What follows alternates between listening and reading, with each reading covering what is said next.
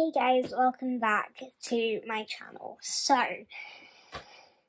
today's video is going to be a weird one.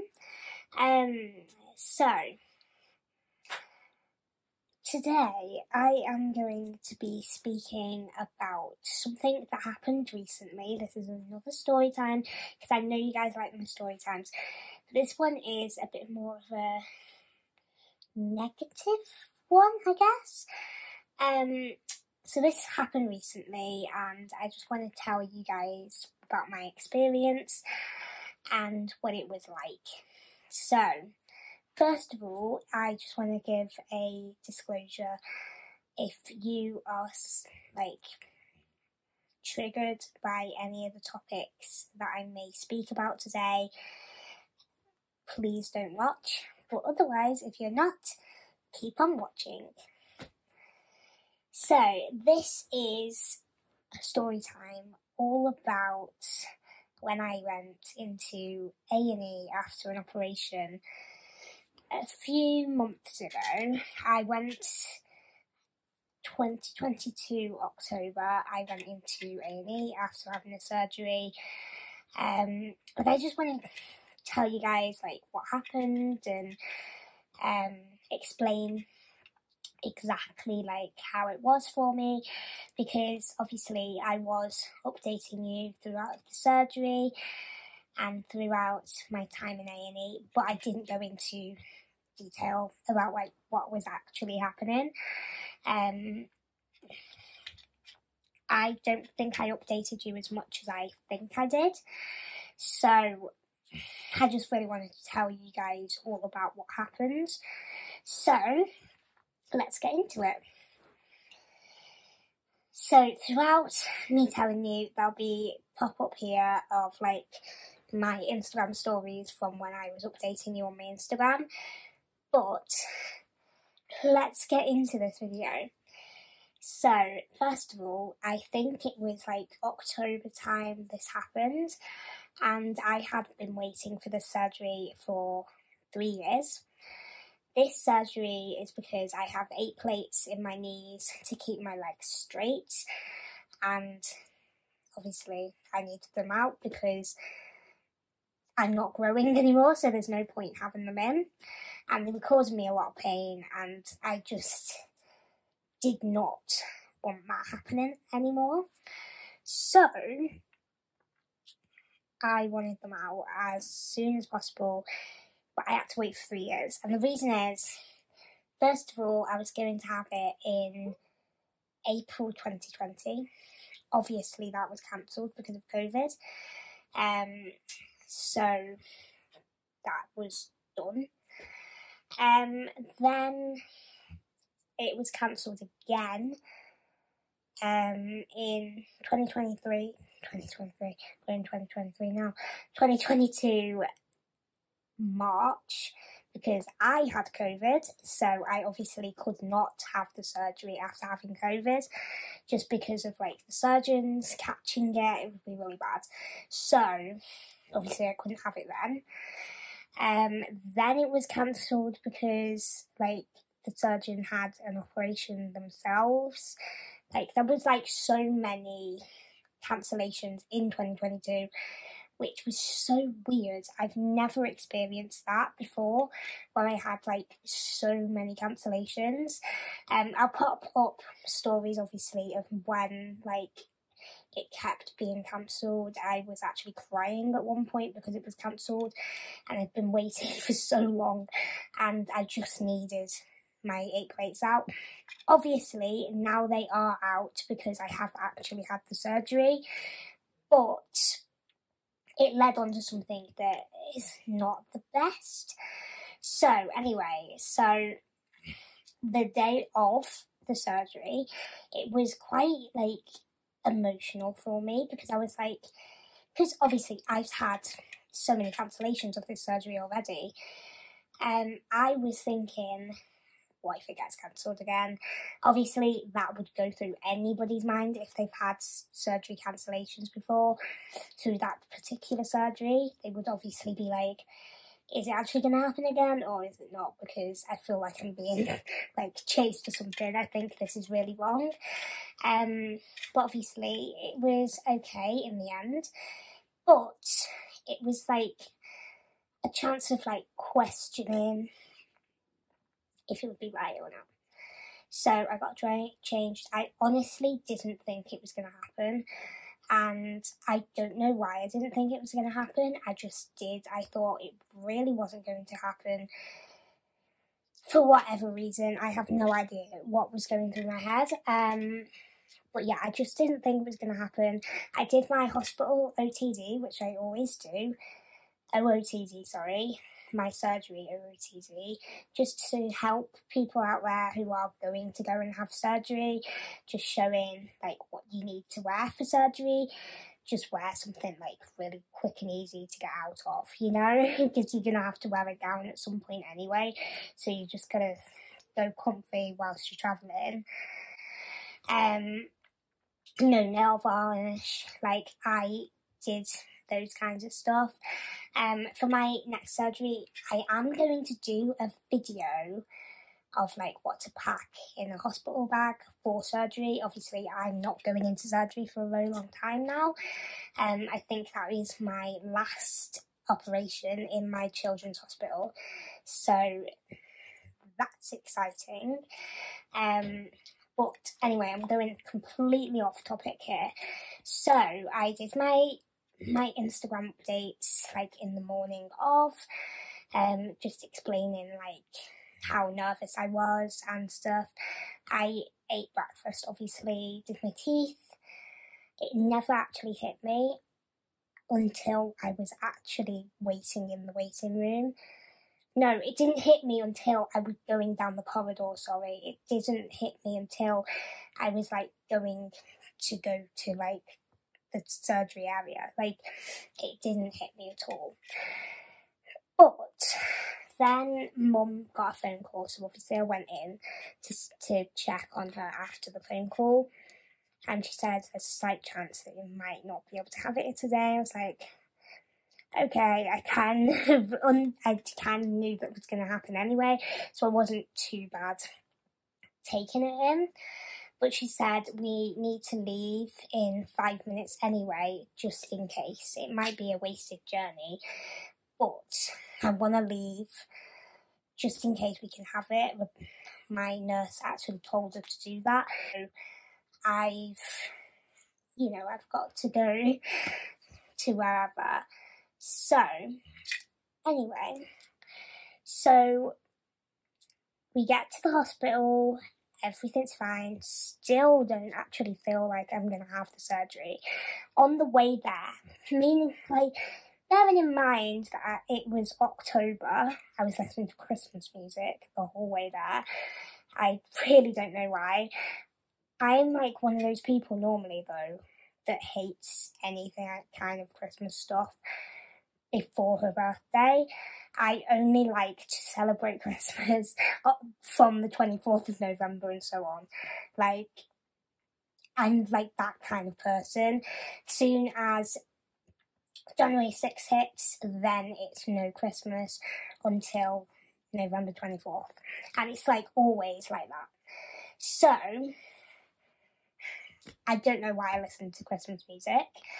Anyway, so we get to the hospital, everything's fine. They do like the little drawings, the dots on my leg and stuff, and like they take a COVID test and all that jazz, and everything's fine and dandy. I feel like I'm about to have that surgery and it's brilliant.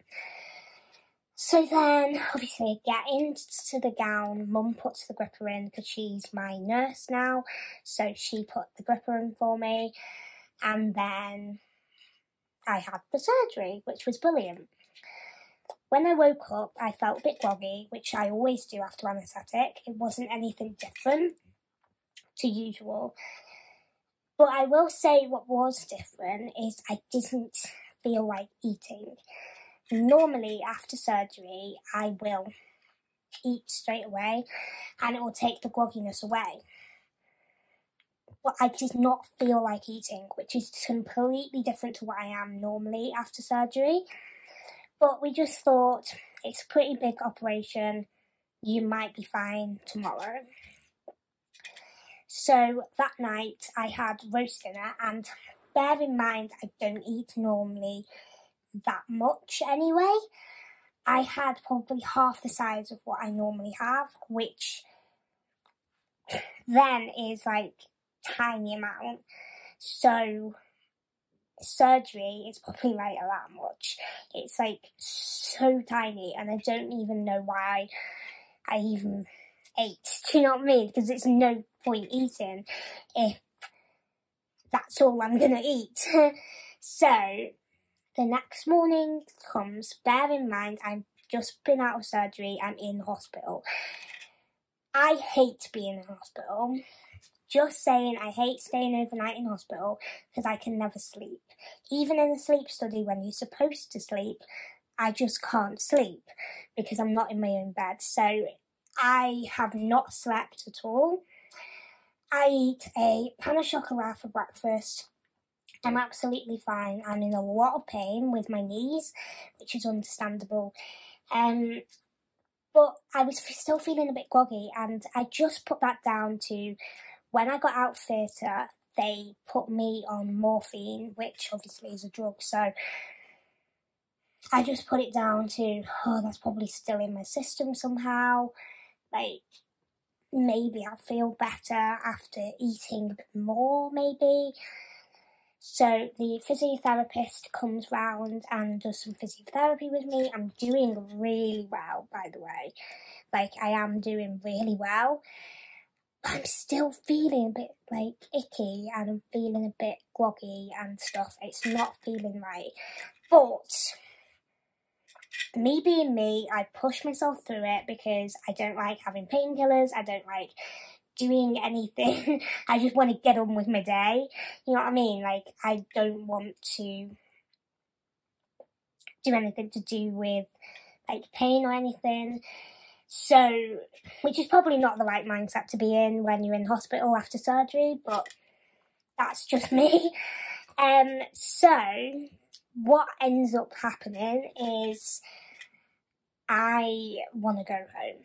Now, the physiotherapist's like, are you sure you want to go home? You're not walking around properly yet. I would like you to stay in for a little bit longer, even if it's just one night. I would prefer if you stayed in. I was like, no, I really want to go home. I was really, like, determined that I'm going home that night. So Mum has to go and speak outside with the physiotherapist. She comes back and she's like, you know what, I completely agree with the physiotherapist, but if you want to go home, that's completely fine, but are you going to be okay? I'm like, yeah, I'll be fine, just get me home. So Dad comes, we get in the power chair. He puts like a sleeping bag on the foot plate so that my legs are like straight out like that, because obviously I cannot walk and I cannot bend my knees. So yeah. Then we get into the car, everything's fine. When we get home, I'm absolutely fine. It's like a flip of a switch. I don't feel groggy, I don't feel ill, like literally nothing. But then here comes Wednesday. So Wednesday morning, I do not feel well at all. Like, it's even worse than I felt after surgery. I felt really ill and I just didn't want to do anything. Obviously, I've still got work to do. I've still got to be doing work from home for school. Like, I've got to do stuff on Teams and stuff. So I'm aware of that, but I just don't want to do anything. Do you know what I mean? It's like, I really don't want to do anything, and I never have those days, so Mum knew that I was ill.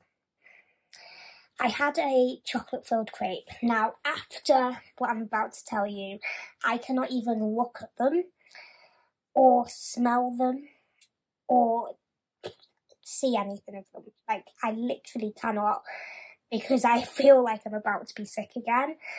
And that's because after that, Dad comes into my room because I coughed in like a weird way. He just knows when I'm about to be sick. And I was sick all over my bed. It was disgusting. Which I won't go into too much detail about, obviously, because that is disgusting even for me to be talking about it. But yeah, I was quite ill. So then Mum stays with me for a while. I'm in bed still because I don't want to move. Like, I just don't. But I felt infusion-y. On my infusion, I don't like moving because it makes me feel ill. And that's exactly what I was feeling when this happened, on that Wednesday. So that was brilliant. Unfortunately, in this time, I didn't have my Apple Watch. So if I would have known, if I had had my Apple Watch, I would have checked my heart rate, which is something I am loving doing at the moment. Like, whenever I feel like a little bit of I'm like, okay, let's see what it is. But yeah, obviously I didn't have that then. I got it in Christmas time, so there's no way for me to have that. But Mum does put a pulse oximeter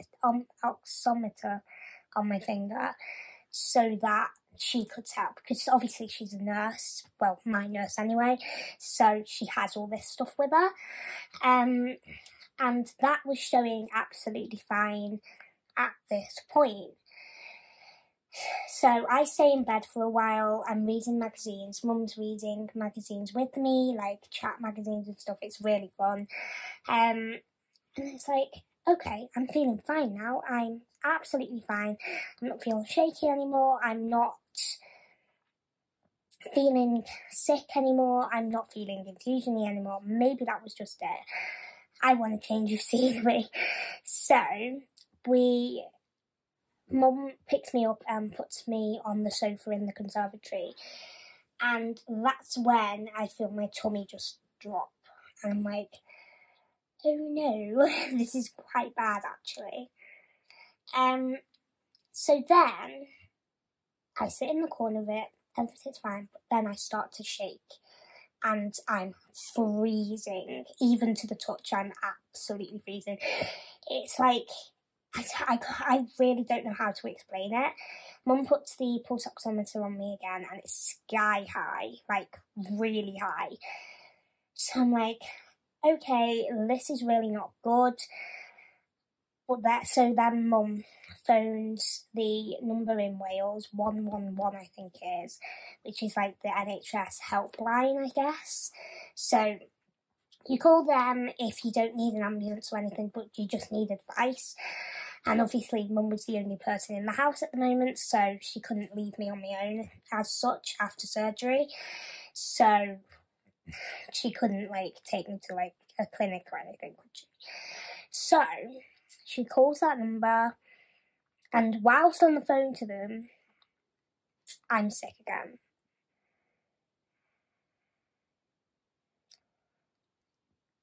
This is really bad now because I've never been sick twice in one day, unless I've had like a really nasty bug, but it's never been like this. So Mum thinks it through and she's like, she's just had surgery. She keeps being sick.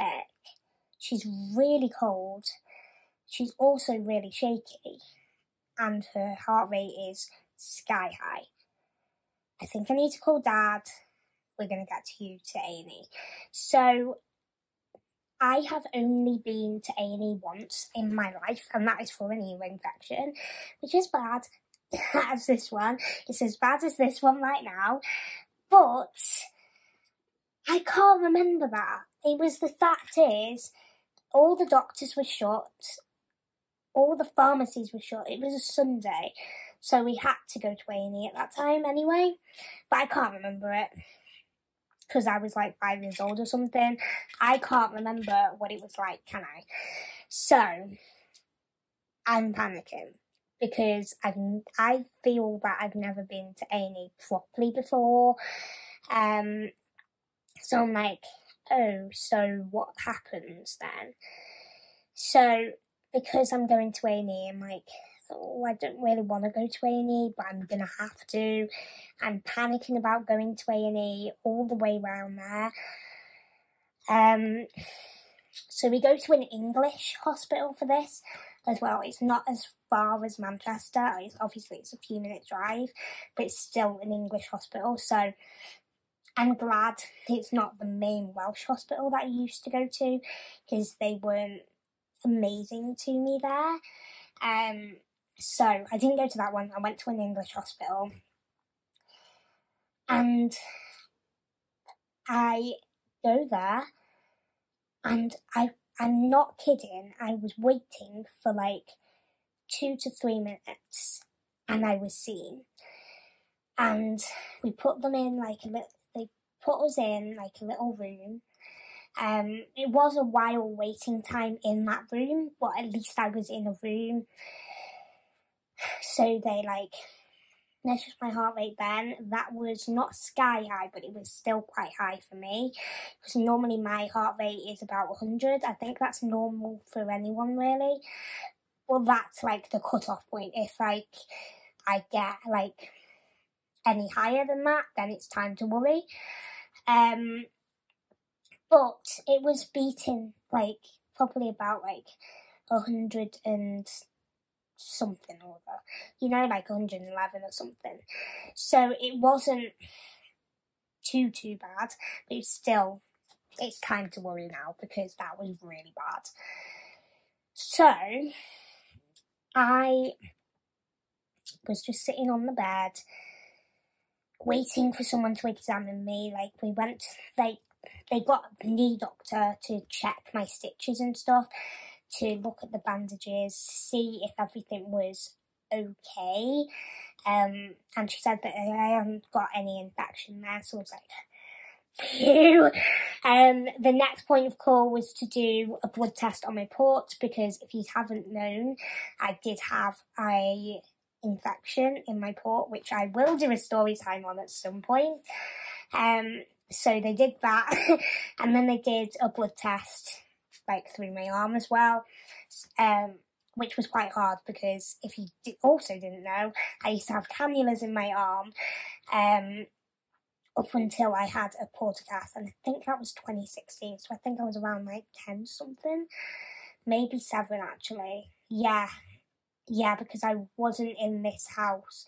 Yeah, so I was about 7 or 8 maybe when I had it, but yeah, it was like, yeah, you're not going to be able to get anything from there, so it was quite hard for them to get blood samples from there. Anyway, so they did a quick check, and nothing was coming up, which was really, really weird. But they wanted to double check, so they took me to an overnight bed in the children's ward, which I'm so grateful they did, because of what happened next. But yeah, it was still scary for me, because the only children's ward I've ever been on is the Welsh hospital and the Manchester hospital. That is it. I have never been on a different children's ward. I've never been to this hospital before. Like, I've been there for checkups and stuff. The person that diagnosed me is in that hospital. So luckily he was there and he could come and see me, which was lovely. But still, it's like, I haven't been to this hospital other than to see him and to just have a little catch up, I guess. So I was worried about the fact I've never been in this children's ward. I don't know the staff. Like, it was all weird. Anyway, so we went into this little cubicle, and it was like tiny. It wasn't even as big as my room. Probably like half of my room, maybe from like this cupboard all the way over there. It was tiny. It was that tiny that I couldn't even fit my power chair in there, so we had to leave it outside the door. Honestly, it was really bad. By the way, the only thing I ate this entire day was grapes, which I threw up afterwards, and cucumber, which I threw up afterwards. So I was only drinking water that would stay in, really. So to get my blood sugars up, because they realised they were low, they gave me orange juice. Now, if you didn't know this about me, orange juice makes me feel ill, and apple juice also makes me feel ill, and they were the two juices that I could choose between. So I was like, oh, because either one of them is going to make me feel ill. I'm just going to go with orange juice because I haven't had that for ages, and I might actually like it a little bit, so I might as well. That was probably the wrong choice. Apple juice might have also been the wrong choice, who knows, because I threw up straight after having like one sip of orange juice. And now, to this day, if someone eats an orange near me, or pours orange juice near me, or I see it, or I smell it, I immediately, I'm like, I gotta get out of here, like, I don't feel well. And it's that bad to the point where my teachers, because I go into this area at lunchtimes and break times in my school where a lot of people are, and even those teachers can't eat oranges or drink orange juice around me because it makes me feel ill. So, that's that. So, then what happened after that? After I threw up, we moved. No, this wasn't after. Oh my God. Before that, sorry, I'm skipping ahead. Before that, I got moved into this lovely room. This is an ICU room, so obviously people are staying there like for ages. But they thought I was like quite ill. Also, it couldn't house my power chair, which is like a necessity for me. So it was like, don't really feel comfortable leaving my power chair out there. Like, I just don't feel comfortable with that, so they moved me into a bigger room. And can I just tell you, this room is like a hotel room. It was massive. It had an ensuite and everything. It was beautiful. It was a beautiful room. But yeah, then I was sick in that room. They put the fans on me because I get hot. Like, I was like sweating loads, but I was also freezing. So it was like having like a thermal thing. They put me on anti-sickness through my port, which I'm so glad they did because I probably would have thrown up like a few good times after that. The next morning, I was like just back to normal me. I ate digestive biscuits for breakfast though, which I've never done before. Like, I never eat like digestives anyway, but the fact I did it at breakfast, like, so that's like all I really had at that day is digestive biscuits because I was like, I don't want to be sick again. I know that I probably am going to. So I'm just going to stick to like the blandest thing ever. Friday, I managed to eat a lot more. I was a lot more back to my own self. I watched High School Musical 3 again, which was lovely to watch again because I absolutely love it.